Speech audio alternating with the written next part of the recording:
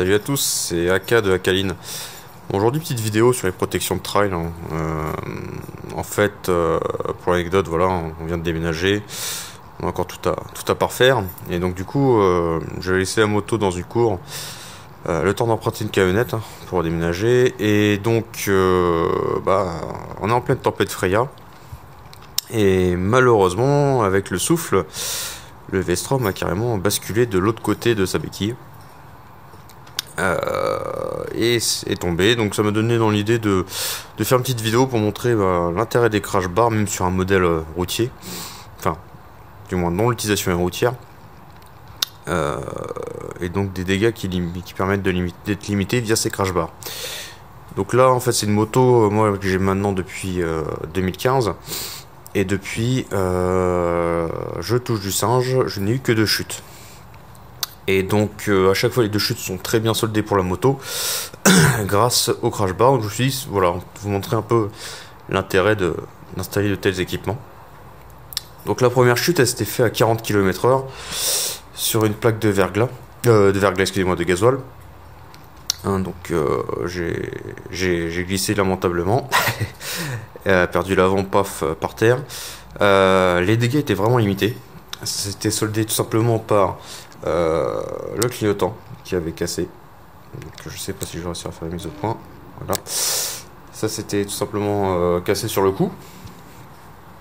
Les autres dégâts sont au niveau des garde-mains plastiques d'origine Suzuki, donc qui ont quand même très bien encaissé le choc, puisque il n'y a strictement pas la moindre fissure sur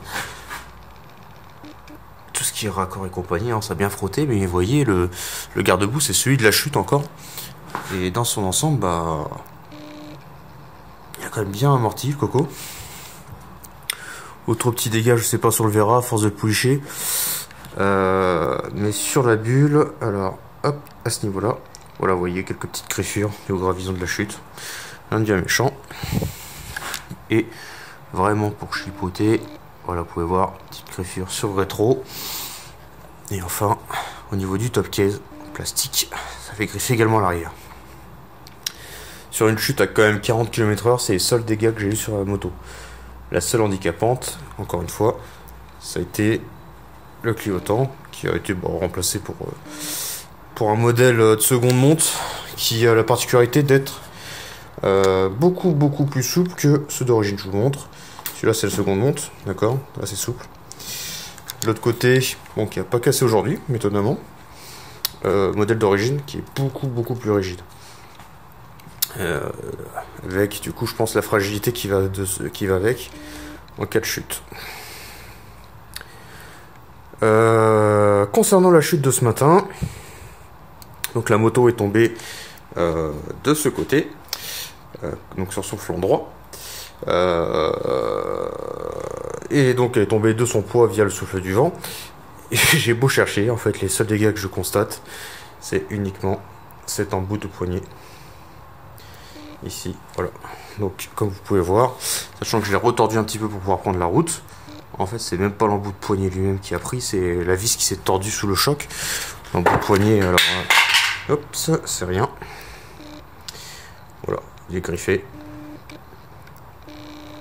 voilà, comme vous pouvez voir, voilà, il est griffé, mais dans l'ensemble il s'en sort super bien. Je suis sûr qu'une bonne partie doit être dissimulable avec du WD, parce que là il semble du dépôt par exemple ici. Enfin, c'est jouable. Après le reste des dégâts, écoutez, une légère griffure sur le crash bar, rien de plus normal. Et la dernière part de dégâts, alors attention, est-ce que je vais réussir, voilà, vous voyez, juste la petite griffure qui est là, voilà, sur une chute à l'arrêt de tout son poids de l'autre côté. Donc vous imaginez quand même que le vent soufflait sacrément fort pour bouger une bête de... Bon, elle était pas avec ses pleins complets, donc allez, elle faisait quand même... Là, je suis à un quart de plein, donc on va dire elle doit être dans les 200 kg. Mais sans souci, le vent aussi la faire basculer de l'autre côté.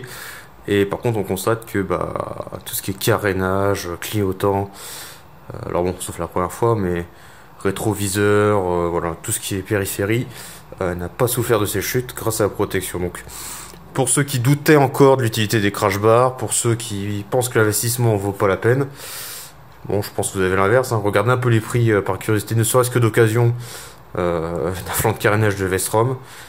Après, prenez en compte la tête, prenez en compte divers éléments. Et vous verrez que finalement, les crash bars, ça se rentabilise très vite. Et on est vite content de les voir faire leur job. Donc voilà, c'était une petite vidéo sans prétention, hein, juste pour montrer l'intérêt de ces barres sur nos machines. Sachant que là encore, on est sur une utilisation qui est très routière. Là, il y a le DR qui est derrière, qui attend sagement de pouvoir être réparé, qui aussi aura ses crash bars. Sauf que lui, ça va vraiment être pour du dual sport, hein, donc route mais terre. Hein, le but c'est d'aller s'amuser dans la terre. Donc lui, autant vous dire que les crash bars vont être très rapidement rentabilisés. Après, il y a d'autres trucs à revoir hein, concernant hein, les protègements. Clairement avec ça, je doute qu'ils s'encaissent aussi bien que ceux du Vestrom. D'ailleurs, ma grosse surprise, ça a été ces protègements du Vestrom hein, qui ont systématiquement tout encaissé sans souci. Hein, que ce soit la chute à l'arrêt de l'autre côté de poids ou la chute à 40 km/h. C'est du protègement en plastoc et pourtant ça a largement supporté le poids de la bête. Alors peut-être parce que ça reste un trail relativement léger, je veux dire par rapport au Maxi Trail et compagnie. Mais en tout cas, on peut louer leur qualité, leur capacité à amortir au moins un premier choc de la moto. Bon, maintenant je vais passer au démontage du coup de l'embout de poignet hein, qui est tordu sous choc. On va voir exactement quels sont les dégâts. Comme je vous ai dit, je pense que ça va se résumer uniquement à la vis tordue.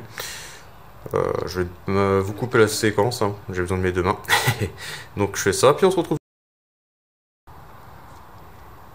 Voilà, donc c'est démonté. Donc vu comment le pas de vis était tordu, j'étais obligé cette fois-ci de démonter en premier le protège-main côté levier et non pas côté embout. Donc niveau dégâts, je vous laisse constater.